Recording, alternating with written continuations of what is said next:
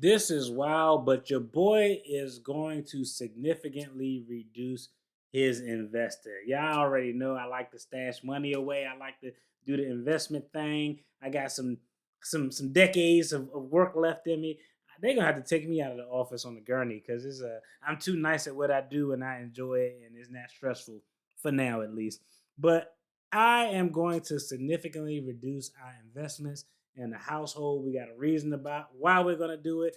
Stay tuned so I can dive in and let y'all know why. If you're new to the channel, I'm Marcus, the Debt Free Dad, where we talk finance and attorney reactions.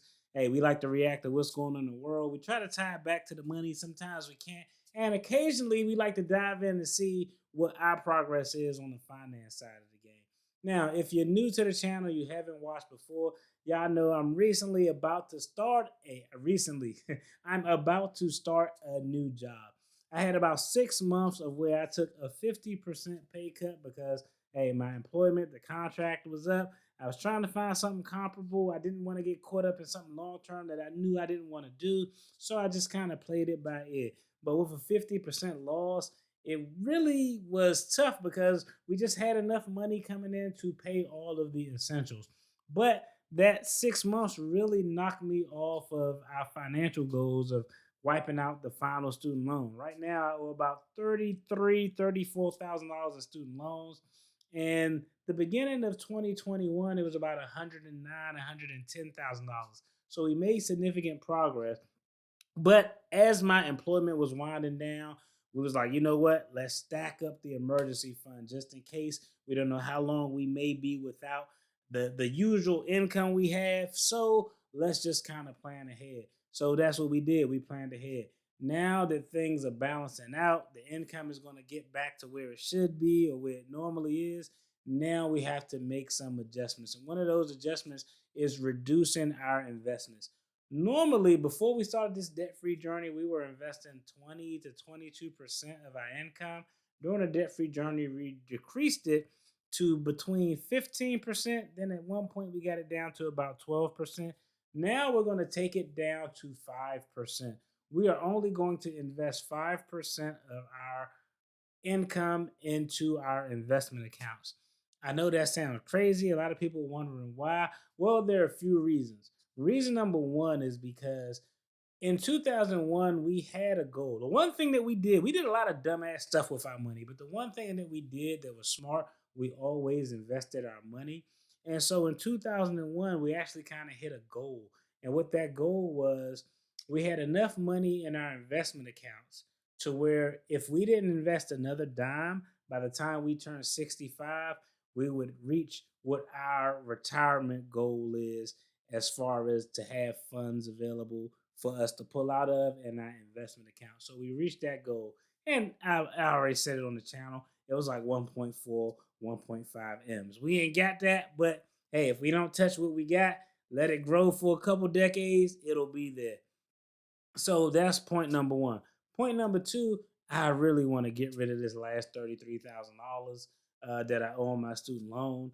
The wife's student loan is on the verge of being forgiven. We're really close on that. So I want to knock this out and preferably get it paid off before I have to start helping my son out with his college, even though we got money set aside in the 529. So the game plan is we're going to reduce our investment to 5%. The only reason we're going to 5% is because hey, our employers match us up to 5%. So we definitely want to get that free money that the employer is going to offer. Everything else we're going to target directly to the student loan.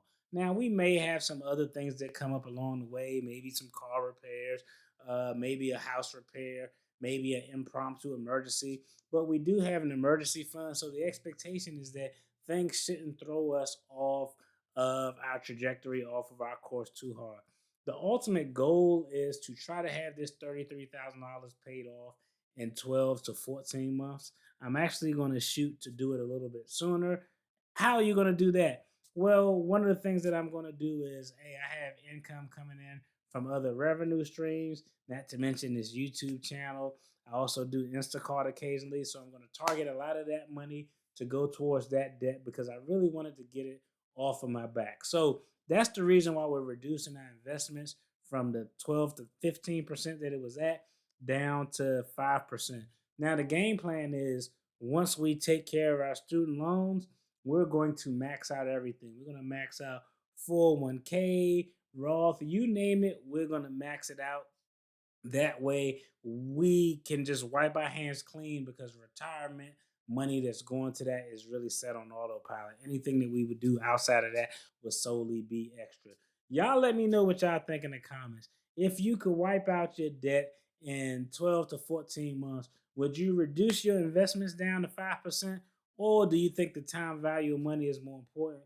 Would you continue to invest, but just keep paying what you can extra on that debt? Because think about it. Hey, if I would have stopped investing last year, I would have missed out on like a 23% return. So there are some pros and cons, but for us right now over here, the household of the debt free dad, it's more important to get that debt up off of our back.